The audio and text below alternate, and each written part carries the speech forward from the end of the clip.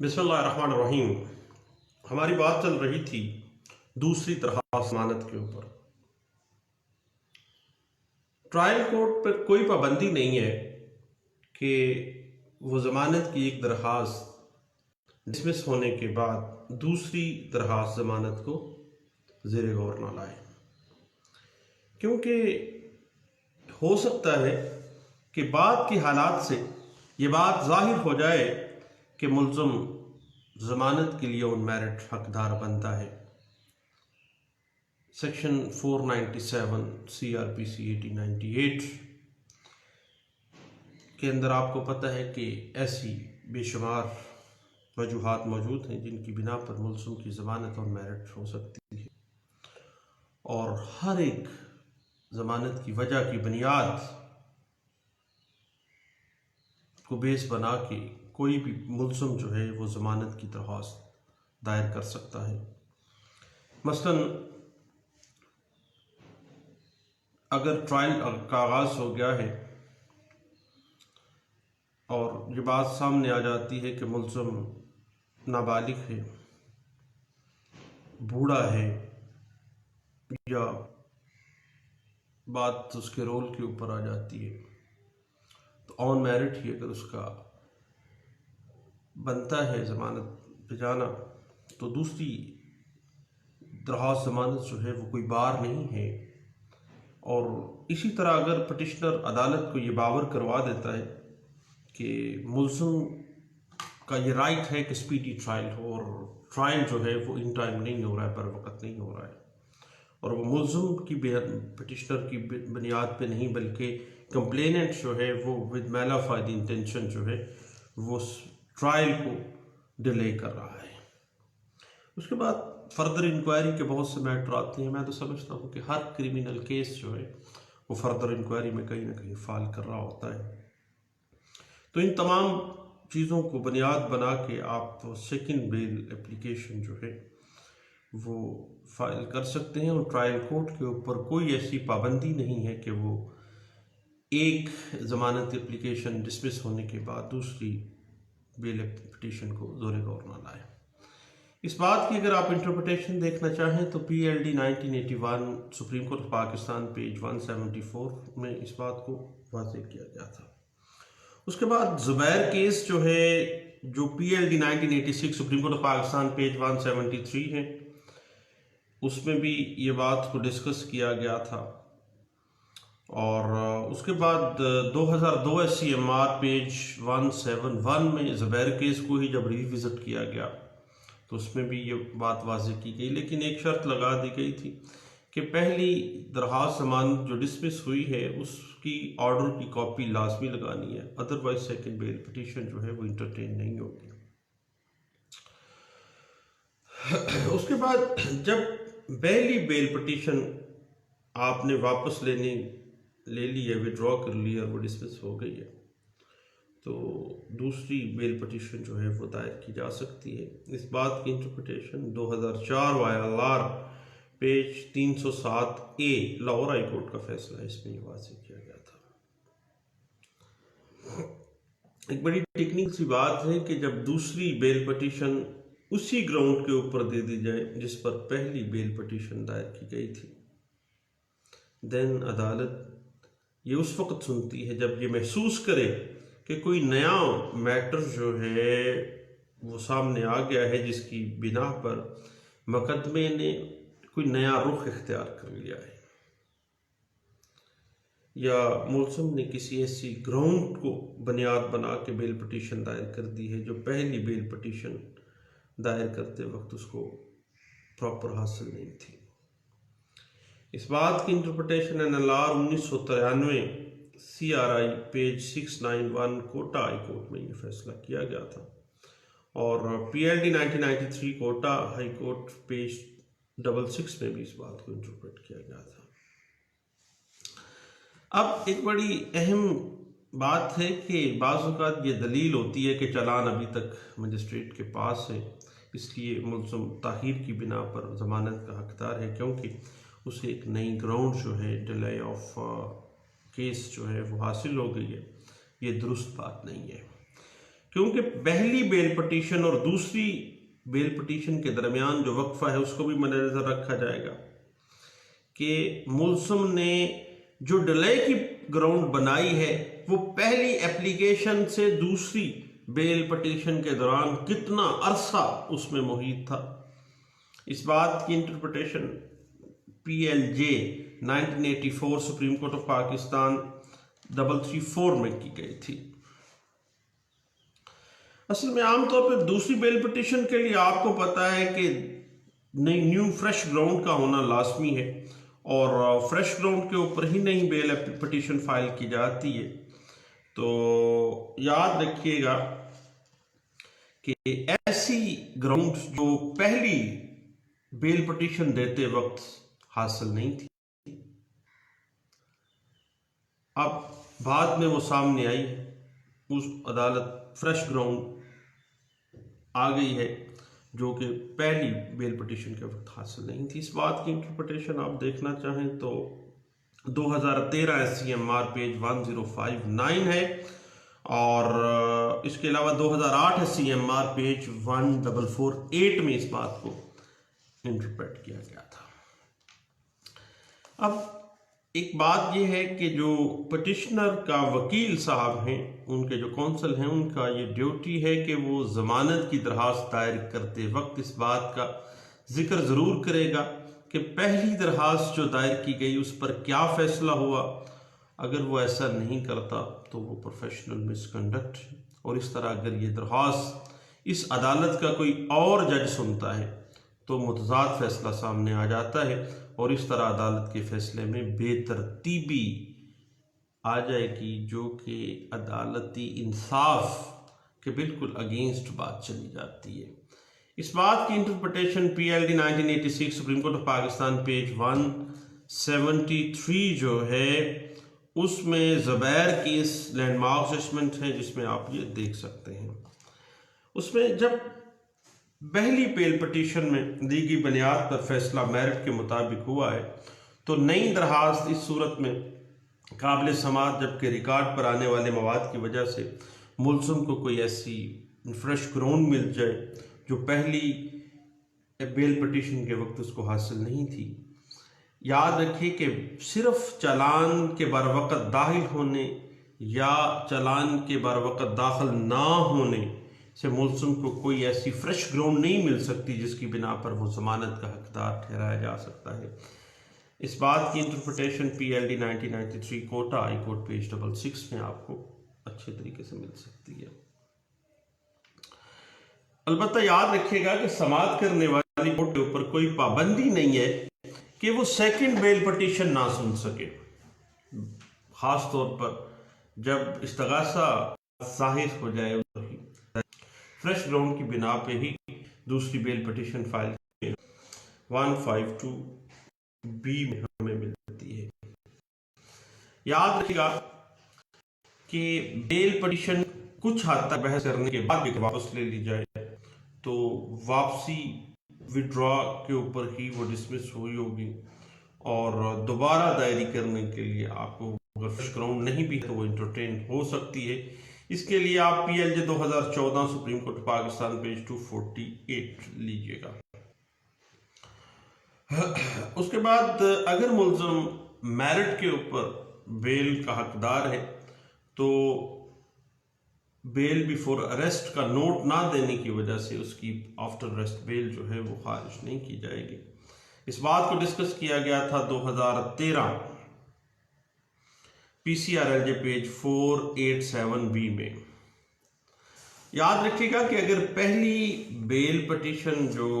پری arrest بیل تھی وہ عدم حاضری خارج ہوئی ہے تو دوسری بیل پٹیشن کی سماعت جو ہے وہ کوئی بھی عدالت، کسی اور عدالت میں بھی جا سکتی ہے، کیونکہ وہ عدم پیروی یا عدم حاضری کی بنا پہ خارج ہوئی ہے۔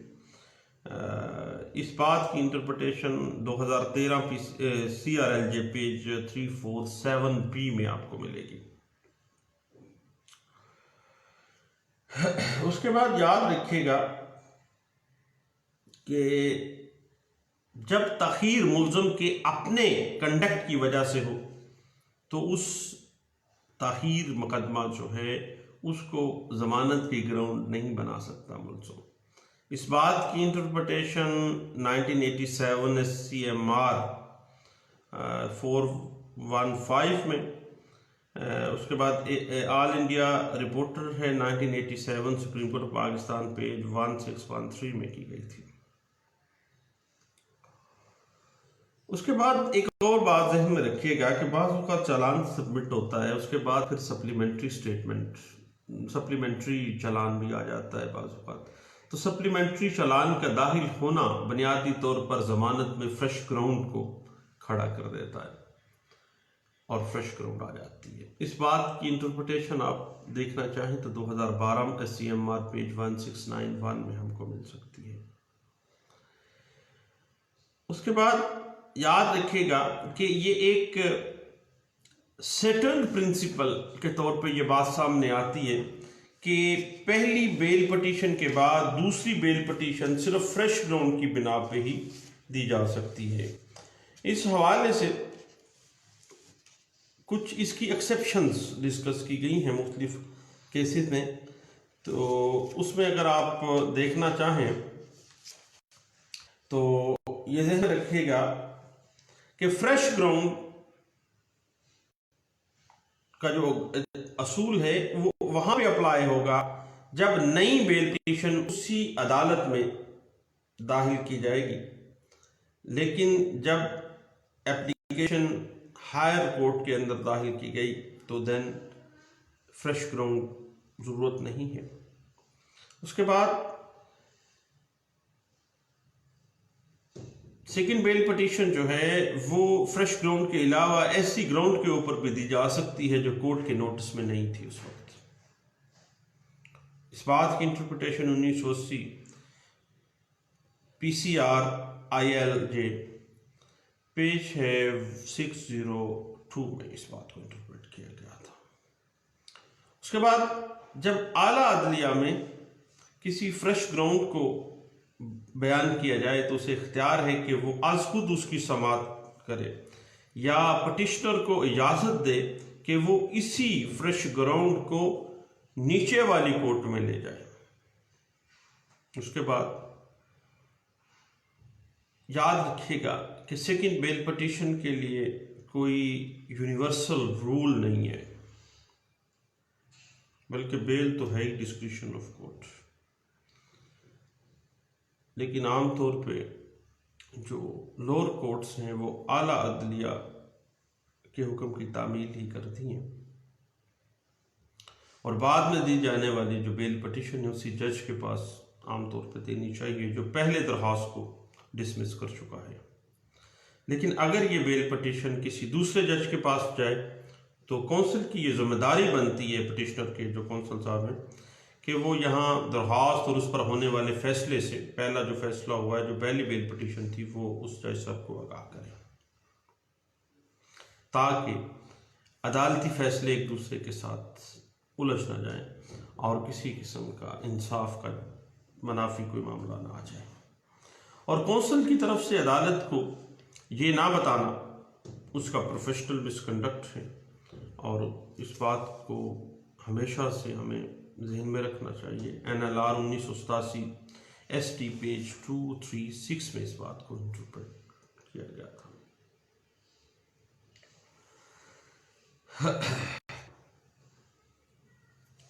اصول یہی ہے کہ سیکنڈ بیل نئی بیل پٹیشن دائر کریں گے تو اس بات کی interpretation PLD 1991 Lahore high court page 391 میں اور PLD 1986 supreme court Pakistan page آپ کو پتہ ہے 173 زبیر کیس میں بھی اس بات کو انٹرپریٹ کیا گیا تھا۔ جہاں تک معاملہ ہے ڈیورنگ ٹرائل شہادت ہوتی ہے اور وہاں پر ملزم کی حمایت میں کچھ میٹیریل آ جاتا ہے اور ملزم بیہائنڈ دا بار ہے، تو وہ فریش گراؤنڈ جو شہادت میں ملزم کے ہاتھ میں کوئی آ گیا ہے تو اس کو بنیاد بنا کے آپ بیل لے سکتے ہیں۔ اس بات کی انٹرپریٹیشن 2004 MLD پیج 65 اور 2000 PCRLJ پیج 980 اور 1995 PCRLJ پیج 544B میں کی گئی تھی۔ اور اگر پہلی بیل پٹیشن کا فیصلہ کرتے وقت کسی گراؤنڈ یا کسی پوائنٹ کا فیصلہ نہیں کیا گیا تو بعد میں اگر وہ اس وقت حاصل تھی تو اس کو فریش گراؤنڈ جو ہے کے طور پہ جو ہے اس وقت حاصل نہیں تھی، اب وہ آ گئی ہے اور وہ اٹھائی بھی نہیں اس وقت گئی تھی، وہ پوائنٹ ڈسکس ہی نہیں ہوا تھا، تو یہ فریش گراؤنڈ بنتی ہے۔ 2004 PCRLJ پیج 985 میں اس بات کو انٹرپریٹ کیا گیا تھا۔ اس کے بعد یاد رکھے گا کہ بیل پٹیشن اگر کسی کی ڈسمس ہو جاتی ہے، بندہ بیہائنڈ دا بار ہے، اگلی پیشی اس سے اگلی پیشی 2 پیشیوں کے بعد اگر ایویڈنس ہی نہیں آتی، بندہ اندر ہے،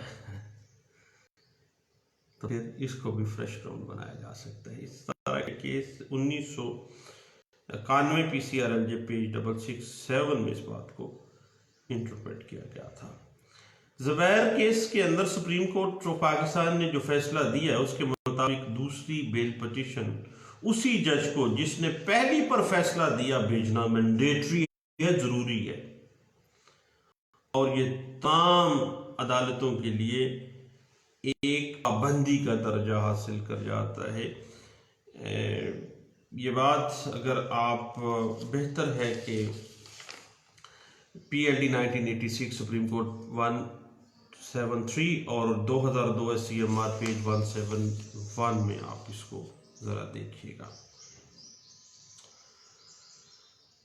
سپریم کورٹ اور ہائی کورٹ نے بے شمار دفعہ زبیر کیس کو ڈسکس کیا۔ دوسری بیل پٹیشن اسی جج کے پاس فائل کرنی چاہیے جس نے پہلی بیل پٹیشن سنی ہے، کیونکہ ہو سکتا ہے کہ دوسرے جج کے سننے سے مختلف فیصلہ سامنے آ جائے اور اس طرح ایک ہی بیل پٹیشن پر 2 ججوں کے متضاد فیصلے انصاف کے تقاضوں کے منافی ہے۔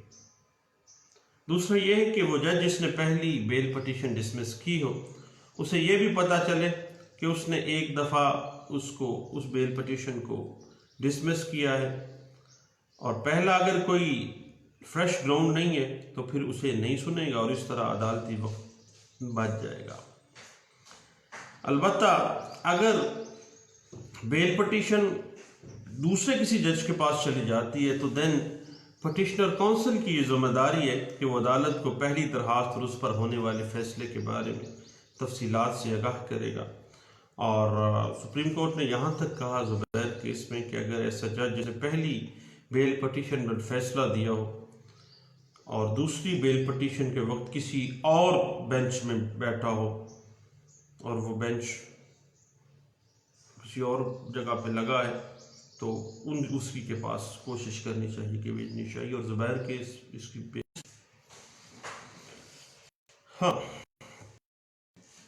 بات چل رہی تھی سیکنڈ بیل پٹیشن کی، تو سیکنڈ بیل پٹیشن میں جہاں پہ بھی وہ جج صاحب بیٹھے ہیں وہاں پہ وہ بھیج دینا چاہیے وہ بیل پٹیشن، اور درخواست وہیں اسی جج کو دینی چاہیے جس کے پاس پہلی بیل پٹیشن ڈسپوز ہوئی تھی۔ اس کی مزید انٹرپریٹیشن 2000 PCRLJ پیج 1350 میں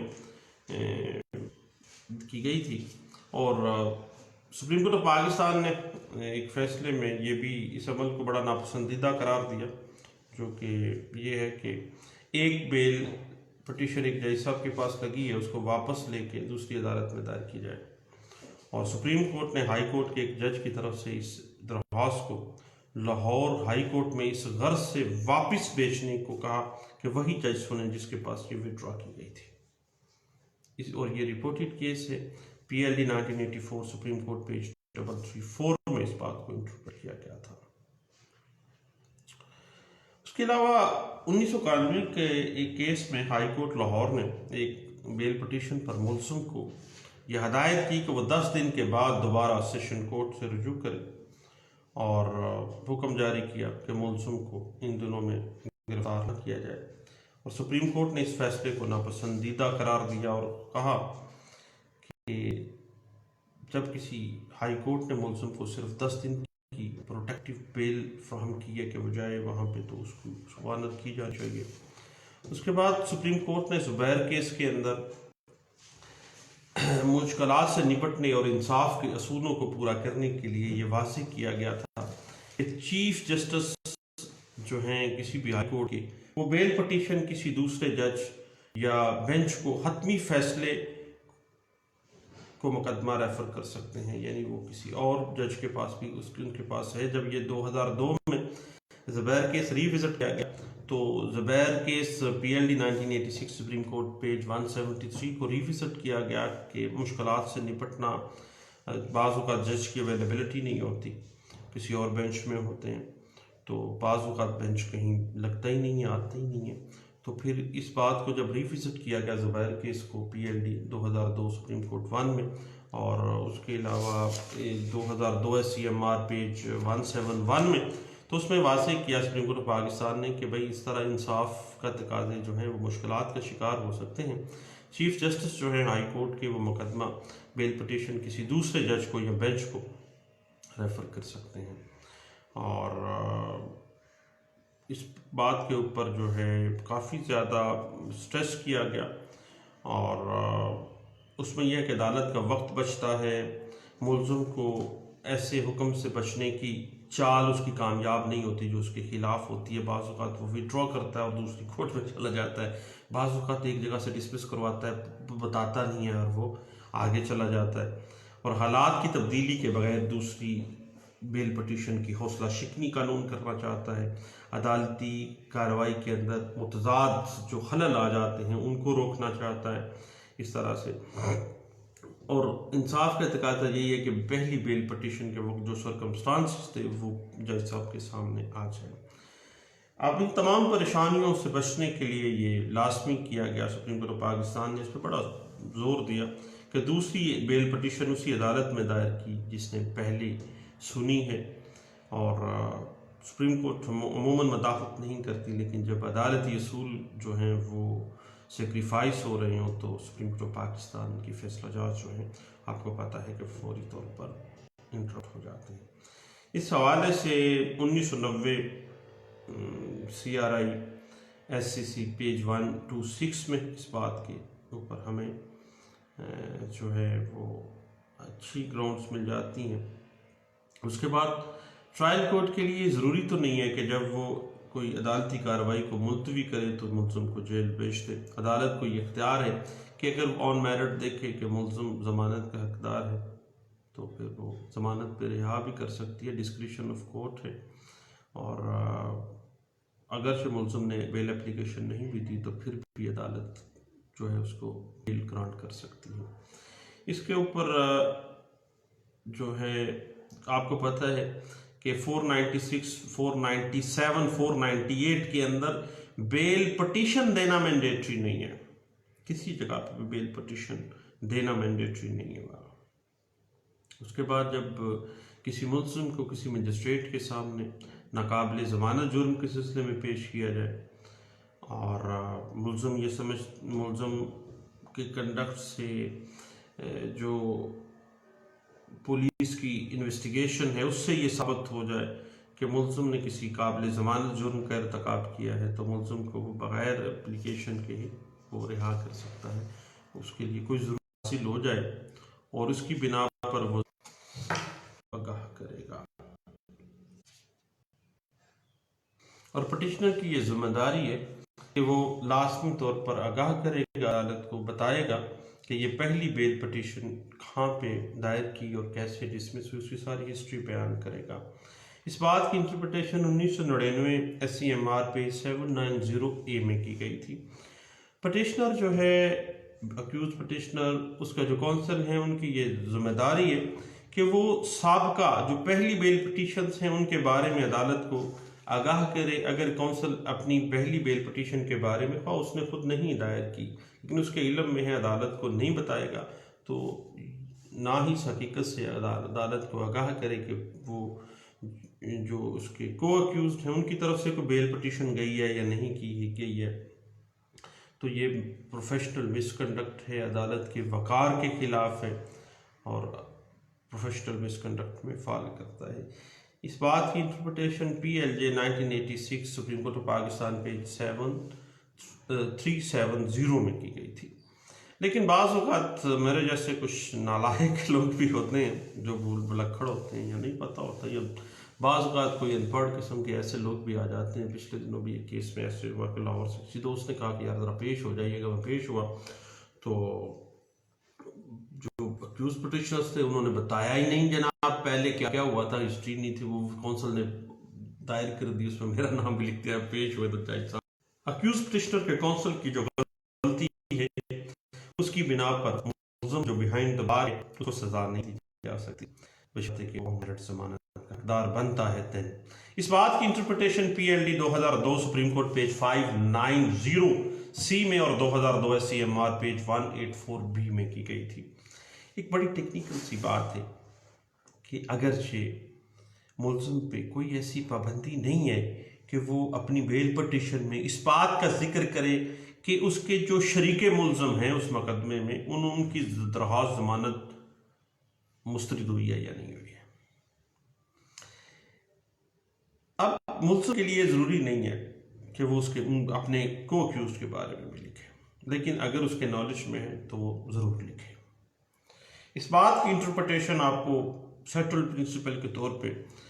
1958 سی آر ایل جے پیج 701 میں کی گئی تھی، اور آج تائیں یہ بات جو ہے اسی طرح سے چل رہی ہے، اور 2004 وائی ایل آر پیج 307 اے میں لاہور ہائی کورٹ نے اس بات پہ بڑا اسٹریس کیا، اور اس سے پہلے 1996 S C M R page 927 میں اس بات کو انٹرپریٹ کیا گیا تھا۔ تو بھائی یہ چند باتیں تھیں سیکنڈ بیل پٹیشنز کے حوالے سے، دعاؤں میں یاد رکھیے گا، اور اگر آپ محسوس کریں کہ ٹائم ضائع ہوا ہے تو معاف کیجئے گا۔ میں تو ٹائم نہیں ضائع کرنا چاہتا تھا، چند چیزوں کا پتہ چلا تو میں نے کہا اپنے سارے دوستوں سے شیئر کرنی فرض بن گیا ہے، ضرور بتانا ہے۔ اگر کوئی لینا چاہے تو ٹھیک ہے، اور نہیں تو کوئی بات نہیں ہے۔ دعاؤں میں یاد رکھیے گا۔ تھینک یو، اللہ حافظ۔